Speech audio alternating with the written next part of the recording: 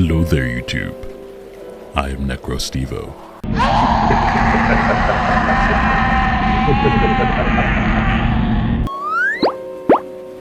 And thank you for joining me here for one last ride, baby.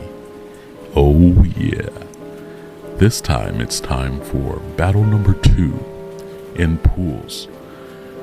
Again, as a reminder, in one last ride, 48 coaches, we all go in to different pools, and with those pools, you have to come out of those pools with at least 2 wins to go to the next stage.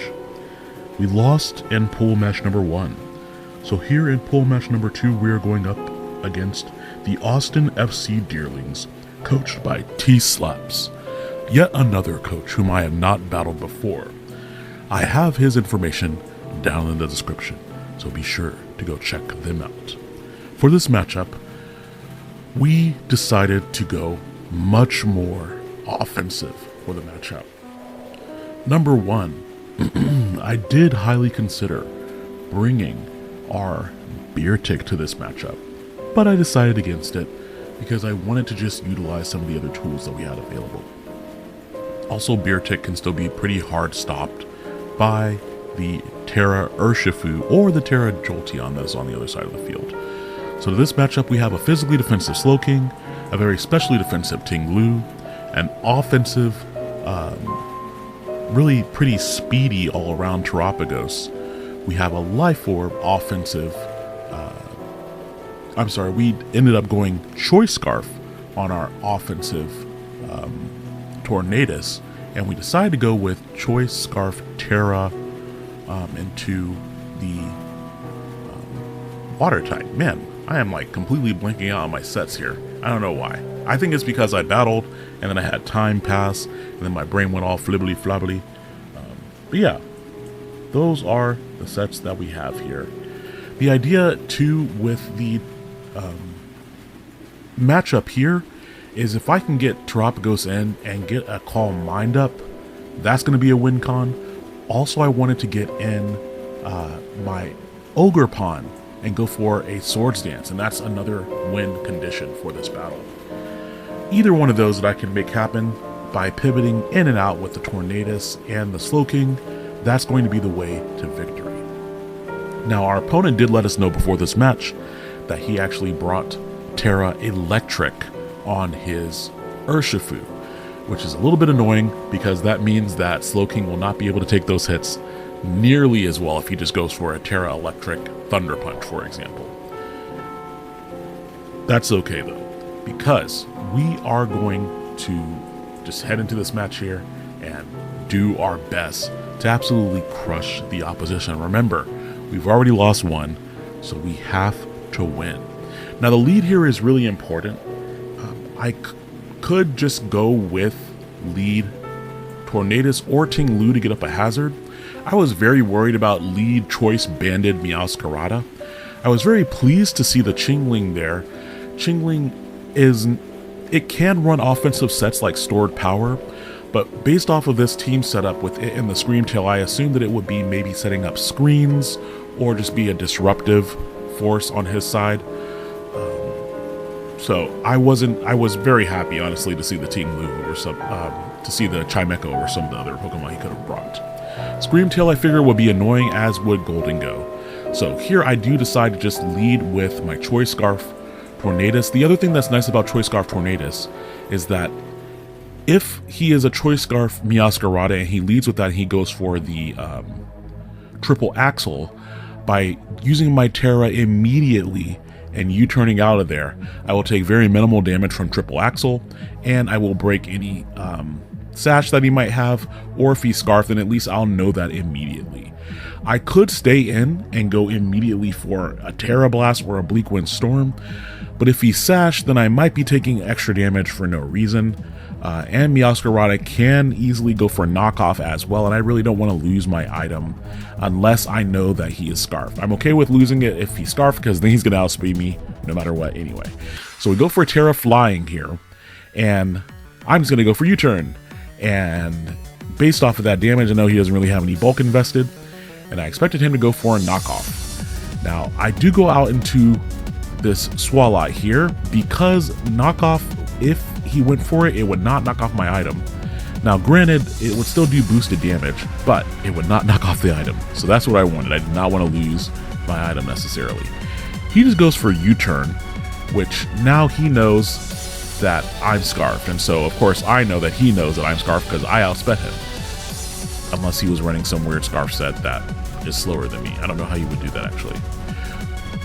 Regardless, now we have in our Pokebot here. I'm just going to go for knockoff. There is a chance he's weakness policy.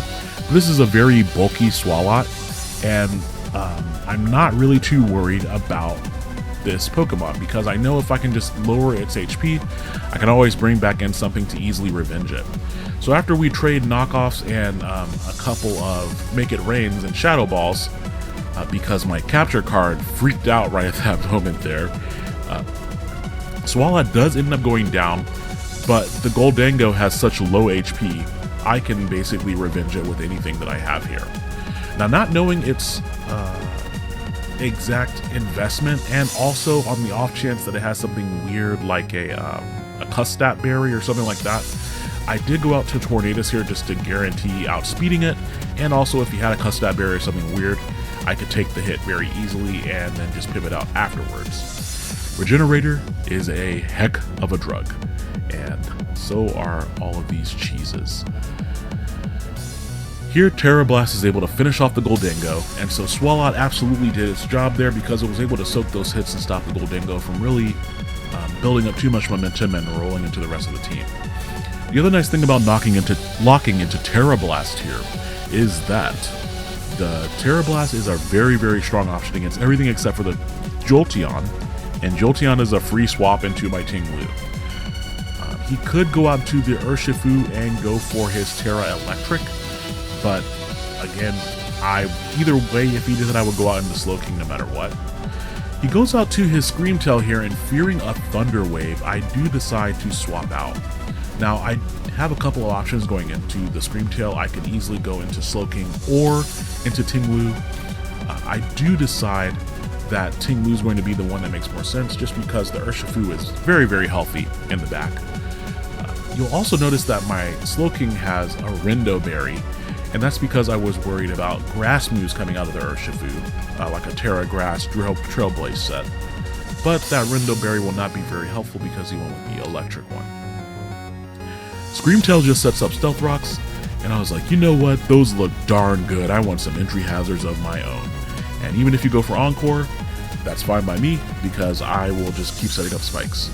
Screamtail ends up swapping out after setting up Stealth Rocks, and in comes Chimecho. And I was like, I know that Chimecho gets taunt, but did he bring a taunt Chimecho, or is he just going to set up screens? What's he going to do here? Because he swapped from one Psychic Fairy type out to the other Psychic type. So hoping that he doesn't have taunt, I just went for spikes yet again, but he does have taunt. And I don't even know how a wind chime would taunt you. I don't know. I used to have a thing in my old apartment where my partner would have up wind chimes outside, and they were so freaking loud all the time, and I loved it because it was just like so disruptive, and they would just be like clang clang, and I would be thinking of Chimecho a lot.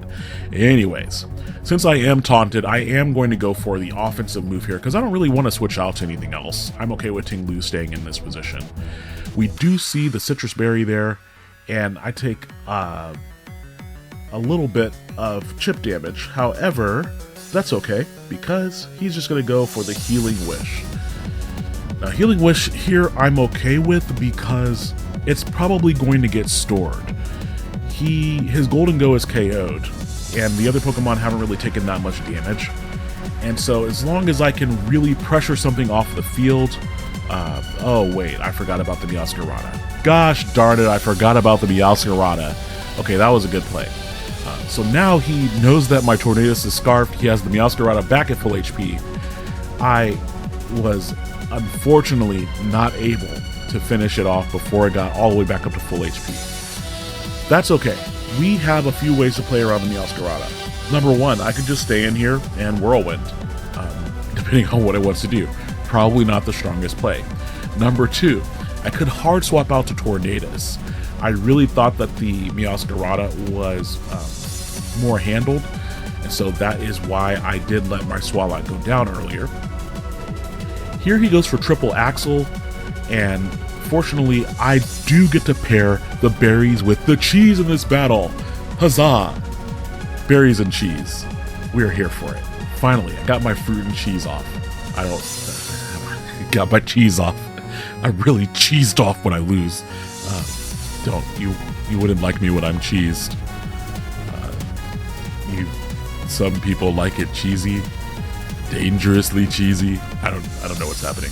I do get great damage on Meowscarada because it was an ice type when I went for Earthquake, and so now I have put it back into range of a variety of different attacks.